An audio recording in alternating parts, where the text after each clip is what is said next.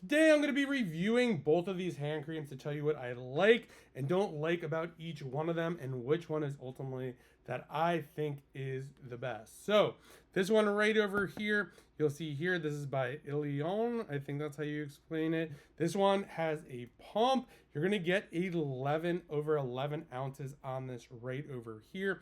This one is fragrance free. This one is also fragrance free as well. This is for advanced repair. This one right over here. And this is 2.7 ounces right over there. This one doesn't say whether it's for advanced or not, but this is for dry. They're both for dry and sensitive skin. They both say they're fragrance free.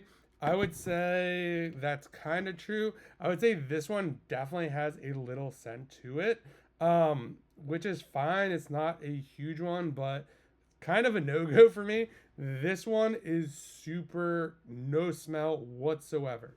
Both of these right here absorb really good. They don't leave your hands greasy at all, which I like about each one of them. So if I had to make a recommendation, I would definitely go with this one. I like the fact that this one has a pump. It truly is fragrance free. That is probably the biggest decision for me. Doesn't leave your hands greasy, and plus you're gonna get 11 ounces. This one right over here has a little pop cap right over here to get it out. But for me, I mean, this doesn't leave your hands greasy at all or anything like that. But that little slight fragrance, really, I just don't like it.